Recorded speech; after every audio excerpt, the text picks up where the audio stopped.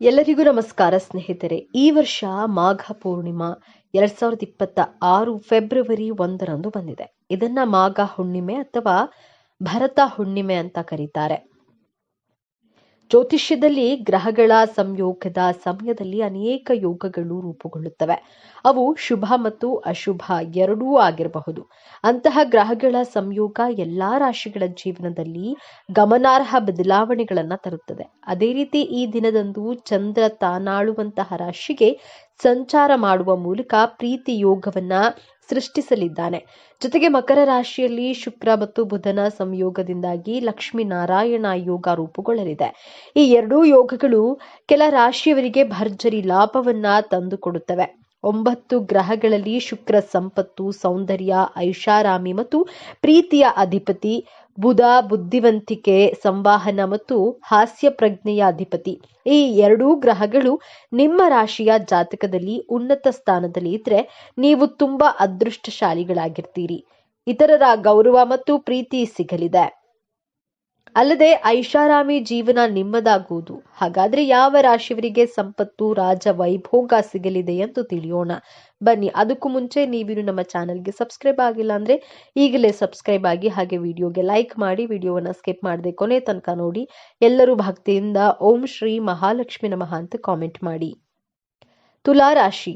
ಬುಧ ಮತ್ತು ಶುಕ್ರನ ಸಂಯೋಗ ತುಲಾ ರಾಶಿಯ ಜನರಿಗೆ ಉತ್ತಮ ಫಲಿತಾಂಶಗಳನ್ನ ನೀಡುತ್ತದೆ. ಜೊತೆಗೆ ಚಂದ್ರನಿಂದ ರೂಪುಗೊಂಡ ಪ್ರೀತಿ ಯೋಗ ನಿಮ್ಮ ಪ್ರತಿಷ್ಠೆಯನ್ನ ಹೆಚ್ಚಿಸುವುದು. ನಿಮ್ಮ ಎಲ್ಲಾ ಆಸೆಗಳು ಈಡೇರುವಂತಹ ಸಮಯ ಇದಾಗಿದೆ. ನಿಮ್ಮ ಆದಾಯವನ್ನ ಹೆಚ್ಚಿಸಲು ಹಲವು ಅವಕಾಶಗಳಿವೆ. ಕೆಲಸದಲ್ಲಿ ಬಡ್ತಿ ಮತ್ತು ಆದಾಯ ಹೆಚ್ಚಳದ ಬಲವಾದ ಸಾಧ್ಯತೆ ಉಂಟು. ವಿದೇಶಕ್ಕೆ ಹೋಗುವ ಅವಕಾಶಗಳು ಉದ್ಭವಿಸುತ್ತವೆ. ಅಲ್ಲದೆ ವಿದೇಶದಲ್ಲಿ ನಿಮ್ಮ ವ್ಯವಹಾರವನ್ನ ನೀವು ವಿಸ್ತರಿಸುವಿರಿ. ಹಿಂದೆ ಮಾಡಿದ ಸಾಲಗಳನ್ನ ತೀರಿಸಲು ಯೋಗ್ಯವಾದ ಸಮಯ ಇದು. ದಾಂಪತ್ಯ ಜೀವನದಲ್ಲಿ ಸಂತೋಷ ಹೆಚ್ಚಾಗಲಿದೆ. ಬಹಳ ದಿನಗಳಿಂದ ಬಾಕಿ ಇರುವ ಕೆಲಸಗಳು ಯಶಸ್ವಿಯಾಗಿ ಪೂರ್ಣಗೊಳ್ಳುವುದು. ವೃತ್ತಿ ಪ್ರಗತಿ ಹಾಗೂ ಆರ್ಥಿಕ ಲಾಭವನ್ನ ನೀವು ಪಡೆಯುವಿರಿ. ಧನುರಾಶಿ.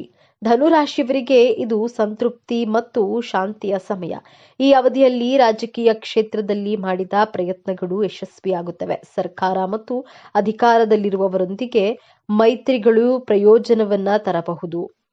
ಈ ಸಮಯದಲ್ಲಿ ಹೊಸ ಒಪ್ಪಂದಗಳು ನಿಮ್ಮ ಸ್ಥಾನ ಮತ್ತು ಪ್ರತಿಷ್ಠೆಯನ್ನು ಹೆಚ್ಚಿಸುತ್ತವೆ. ಉದ್ಯೋಗದಲ್ಲಿ ಅನಿರೀಕ್ಷಿತ ಯಶಸ್ಸು ಸಂತೋಷವನ್ನ ತರುತ್ತದೆ. ಮನೆಯಲ್ಲಿ ಶುಭ ಕಾರ್ಯಗಳು ನಡೆಯೋದ್ರಿಂದ ಮನಸ್ಸು ಉಲ್ಲಾಸದಿಂದ ಇರಲಿದೆ. ಅಲ್ಲದೆ ನಿಮ್ಮ ವೃತ್ತಿ ಜೀವನದಲ್ಲಿ ಪ್ರಗತಿ ಕಂಡು ಬರುತ್ತದೆ. ನಿಮ್ಮ ಸ್ಥಾನಮಾನ, ಪ್ರತಿಷ್ಠೆ ಮತ್ತು ಖ್ಯಾತಿ ಹೆಚ್ಚಾಗುತ್ತದೆ. ನಿಮ್ಮ ಮಕ್ಕಳ ಕಡೆ ಜವಾಬ್ದಾರಿಗಳು ಈಡೇರಬಹುದು. ಈ ಸಮಯದಲ್ಲಿ ಪ್ರಯಾಣ ಆಹ್ಲಾದಕರ ಮತ್ತು ಪ್ರಯೋಜನಕಾರಿಯಾಗಿರುತ್ತದೆ. ಮಕರ ರಾಶಿ. ಚಂದ್ರನಿಂದ ರೂಪುಗೊಂಡ ಪ್ರೀತಿ ಯೋಗ ಹಾಗೂ ಲಕ್ಷ್ಮೀ ನಾರಾಯಣ ಯೋಗ ಹೊಸ ಆದಾಯದ ಮೂಲಗಳನ್ನ ಸೃಷ್ಟಿಸುತ್ತದೆ.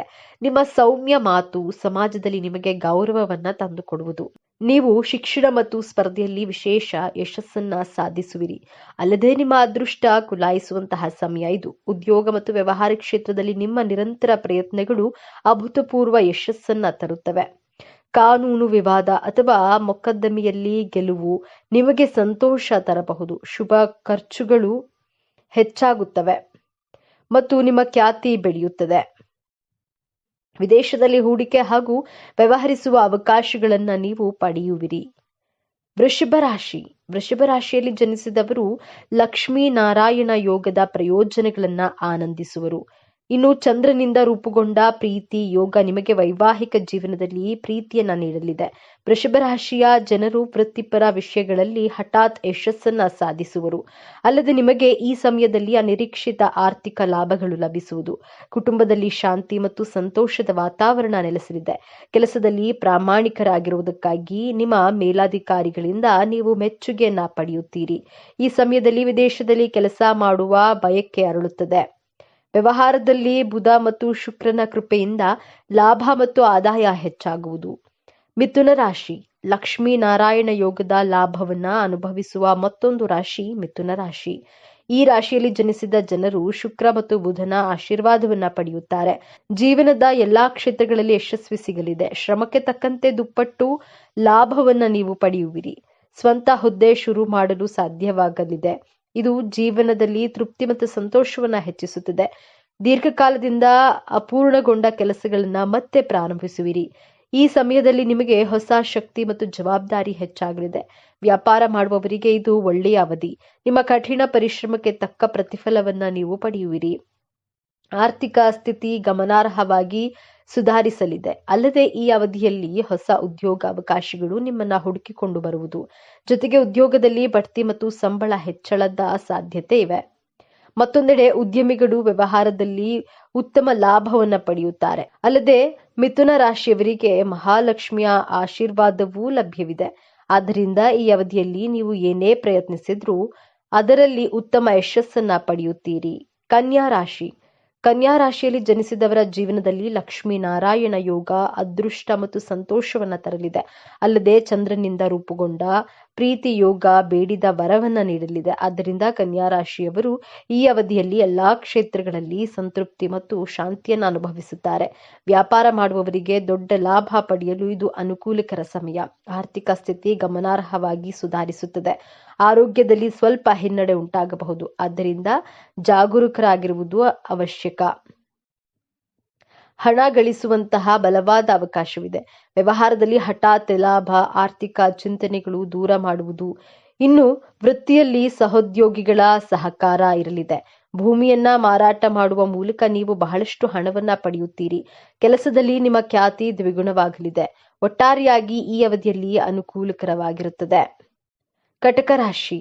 ಬುಧ ಮತ್ತು ಗುರುವಿನ ನವಪಂಚಮ ರಾಜಯೋಗವು ಕರ್ಕಾಟಕ ರಾಶಿಯವರಿಗೆ ಲಾಭದಾಯಕವಾಗಿರಬಹುದು.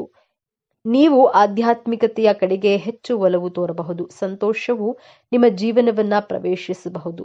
ವ್ಯಾಪಾರ ವಲಯದಲ್ಲೂ ಲಾಭ ಸಾಧ್ಯತೆ ಇದೆ. ಜ್ಯೋತಿಷ್ಯ, ಅತೀಂದ್ರಿಯ ವಿಜ್ಞಾನ, ಶಿಕ್ಷಣ, ಬ್ಯಾಂಕಿಂಗ್ ಅಥವಾ ಸಂಶೋಧನೆಯಲ್ಲಿ ತೊಡಗಿರುವವರು ಸಹ ಪ್ರಯೋಜನವನ್ನ ಪಡೆಯುತ್ತಾರೆ. ಪ್ರೇಮ ಸಂಬಂಧಗಳು ಬಲಗೊಳ್ಳುತ್ತವೆ ಮತ್ತು ನೀವು ಸ್ನೇಹಿತರಿಂದ ಬೆಂಬಲವನ್ನ ಪಡೆಯುತ್ತೀರಿ. ಅನಗತ್ಯ ವೆಚ್ಚಗಳು ಕಡಿಮೆಯಾಗಬಹುದು. ಆದಾಯ ಬಹುಮೂಲಗಳು ತೆರೆದುಕೊಳ್ಳಬಹುದು. ನಿಮ್ಮ ಕಠಿಣ ಪರಿಶ್ರಮ ಮತ್ತು ಸ್ಥಿರ ಪ್ರಯತ್ನಗಳನ್ನ ಪ್ರಶಂಸಿಸುವಂತಹ ಸಾಧ್ಯತೆ ಇದೆ. ವ್ಯವಹಾರದಲ್ಲಿ ತೊಡಗಿರುವವರು ಯಶಸ್ಸನ್ನ ಕಾಣಬಹುದು. ವಿಶೇಷವಾಗಿ ವ್ಯಾಪಾರ ಮತ್ತು ಷೇರು ಮಾರುಕಟ್ಟೆಯ ಮೂಲಕ ಗಣನೀಯ ಲಾಭದ ಸಾಧ್ಯತೆಯೊಂದಿಗೆ ಈ ಸಮಯದಲ್ಲಿ ನೀವು ಸಂಪತ್ತನ್ನ ಸಂಗ್ರಹಿಸುವಲ್ಲಿಯೂ ಕೂಡ ಯಶಸ್ವಿಯಾಗ್ತೀರಿ. ನಿಮ್ಮ ಆರ್ಥಿಕ ಪರಿಸ್ಥಿತಿ ಬಲವಾಗಿರುತ್ತದೆ. ಒಟ್ಟಾರೆಯಾಗಿ ಹಣಕಾಸಿನ ವಿಚಾರಗಳಲ್ಲಿ ಸಮಯವು ನಿಮಗೆ ಅನುಕೂಲಕರವಾಗಿರುತ್ತದೆ.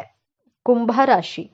ಗುರು ಮತ್ತು ಬುಧನ ನವ ಪಂಚಮ ರಾಜಯೋಗವು ಕುಂಭರಾಶಿಯವರಿಗೆ ಹಲವು ವಿಧಗಳಲ್ಲಿ ವಿಶೇಷವಾಗಿರುತ್ತದೆ. ಬುಧನು ಈ ರಾಶಿಯ ಲಗ್ನ ಮನೆಯಲ್ಲಿ ಮತ್ತು ಗುರು 5ನೇ ಮನೆಯಲ್ಲಿರ್ತಾನೆ. ಪರಿಣಾಮವಾಗಿ ಈ ರಾಶಿ ಚಕ್ರದ ಸ್ಥಳೀಯರ ಅನೇಕ ಆಸೆಗಳು ಈಡೇರಬಹುದು. ನಿಮ್ಮ ಕನಸುಗಳು ನನಸಾಗಬಹುದು. ನಿಮ್ಮ ವೃತ್ತಿ ಜೀವನದಲ್ಲಿ ಹಠಾತ್ ಲಾಭದ ಸಾಧ್ಯತೆಗಳಿವೆ. ಸೂರ್ಯ ಮತ್ತು ಶುಕ್ರ ಕೂಡ ಈ ರಾಶಿಯಲ್ಲಿ ಸ್ಥಾನ ಪಡೆಯುತ್ತಾರೆ. ಪರಿಣಾಮವಾಗಿ ಅದೃಷ್ಟವು ನಿಮಗೆ ಅನುಕೂಲಕರವಾಗಬಹುದು. ದೀರ್ಘಕಾಲದಿಂದ ಬಾಕಿ ಇರುವ ಕೆಲಸಗಳು ಪೂರ್ಣಗೊಳ್ಳಬಹುದು. ಸಂಪತ್ತು ಮತ್ತು ಸಮೃದ್ಧಿಯಲ್ಲಿ ತ್ವರಿತ ಹೆಚ್ಚಳವಾಗಬಹುದು. ನೀವು ಉಳಿತಾಯ ಮಾಡಲು ಸಹ ಸಾಧ್ಯವಾಗುತ್ತದೆ. ನೀವು ವ್ಯವಹಾರದಲ್ಲಿ ಗಮನಾರ್ಹ ಲಾಭ ಗಳಿಸಬಹುದು. ನೀವು ಯಶಸ್ವಿ ಉದ್ಯಮಿಯಾಗಿ ಹೊರಹೊಮ್ಮಬಹುದು. ನೀವು ಇತರರಿಗೆ ಸ್ಫೂರ್ತಿಯಾಗಬಹುದು. ಪ್ರೇಮ ಜೀವನವು ಉತ್ತಮವಾಗಿರುತ್ತದೆ. ನಿಮ್ಮ ಸಂಗಾತಿಯೊಂದಿಗೆ ನೀವು ಗುಣಮಟ್ಟದ ಸಮಯವನ್ನ ಕಳೆಯುತ್ತೀರಿ. ನೀವು ಪರಸ್ಪರ ಸಮಯ ಕಳೆಯಲು ಸಾಧ್ಯವಾಗುತ್ತದೆ. ನಿಮ್ಮ ಆರೋಗ್ಯವು ಉತ್ತಮವಾಗಿರುತ್ತದೆ. ಈ ರಾಶಿಯ ಜನರ ಸೌಕರ್ಯಗಳು ಮತ್ತು ಐಷಾರಾಮಿಗಳು ವೇಗವಾಗಿ ಹೆಚ್ಚಾಗಬಹುದು. ದೀರ್ಘಕಾಲದಿಂದ ಬಾಕಿ ಉಳಿದಿರುವ ಕೆಲಸಗಳು ಪೂರ್ಣಗೊಳ್ಳಬಹುದು. ಮನೆ ಹೊಂದುವ ಕನಸು ಈಡೇರಬಹುದು. ವೃತ್ತಿ ಕ್ಷೇತ್ರದಲ್ಲಿಯೂ ಗಮನಾರ್ಹ ಪ್ರಯೋಜನಗಳು ಸಿಗುತ್ತದೆ. ನಿಮ್ಮ ಕಠಿಣ ಪರಿಶ್ರಮ ಮತ್ತು ಸಮರ್ಪಣೆಯ ಫಲ ನೀಡುತ್ತದೆ. ನೀವು ಅಪಾರ ಯಶಸ್ಸನ್ನು ಸಾಧಿಸಿ ನಿಮ್ಮ ಆರ್ಥಿಕ ಪರಿಸ್ಥಿತಿಗೆ ಸಂಬಂಧಿಸಿದಂತೆ ಹೊಸ ಆದಾಯದ ಮೂಲಗಳು ತೆರೆದುಕೊಳ್ಳಬಹುದು. ಸಂಪತ್ತನ್ನು ಸಂಗ್ರಹಿಸುವಲ್ಲಿ ನೀವು ಯಶಸ್ವಿಯಾಗಬಹುದು. ನಿಮ್ಮ ಜೀವನದಲ್ಲಿ ಸಂತೋಷ ಬರಬಹುದು. ವ್ಯವಹಾರದಲ್ಲಿರುವವರಿಗೆ ನವಪಂಚಮ ರಾಜಯೋಗವು ಹಲವು ವಿಧಗಳಲ್ಲಿ ಮಹತ್ವದ್ದಾಗಿರಬಹುದು. ಪಾಲುದಾರಿಕೆ ವ್ಯವಹಾರವು ಗಮನಾರ್ಹ ಲಾಭವನ್ನು ತರಬಹುದು. ನಿಮ್ಮ ಸಂಗಾತಿಯ ವಿಶ್ವಾಸ ಗಳಿಸುವಲ್ಲಿ ನೀವು ಯಶಸ್ವಿಯಾಗುತ್ತೀರಿ. ಇದು ಗಮನಾರ್ಹ ವ್ಯಾಪಾರ ಲಾಭಗಳಿಗೆ ಕಾರಣವಾಗಬಹುದು. ವಿದೇಶದಲ್ಲಿ ವ್ಯಾಪಾರ ಮಾಡುವ ಅವಕಾಶವನ್ನು ಸಹ ನೀವು ಪಡೆಯಬಹುದು. ಪ್ರೀತಿಯ ಜೀವನದ ಬಗ್ಗೆ ಹೇಳೋದಾದ್ರೆ ಅದು ತುಂಬಾ ಉತ್ತಮವಾಗಿರುತ್ತೆ. ನಿಮ್ಮ ಸಂಗಾತಿಯೊಂದಿಗಿನ ನಿಮ್ಮ ಸಂಬಂಧವು ಬಲಗೊಳ್ಳಬಹುದು. ನಿಮ್ಮ ಆರೋಗ್ಯವು ಉತ್ತಮವಾಗಿರುತ್ತದೆ. ಈ ಮಾಹಿತಿ ನಿಮಗೆ ಇಷ್ಟವಾದ್ರೆ ತಪ್ಪದೆ ಜೈ ಮಹಾಲಕ್ಷ್ಮಿ ದೇವಿ ಅಂತ ಬರೆದು ಈ ವಿಡಿಯೋನ ಪ್ರತಿಯೊಬ್ಬರಿಗೂ ಶೇರ್ ಮಾಡಿ. ಮುಂದಿನ ಬಾರಿ ಮತ್ತೊಂದು ವಿಶೇಷ ದೈವ ಮಾಹಿತಿಯೊಂದಿಗೆ ನಮ್ಮ ಚಾನೆಲ್ ಮೂಲಕ ಭೇಟಿಯಾಗೋಣ. ಧನ್ಯವಾದಗಳು ಸ್ನೇಹಿತರೆ.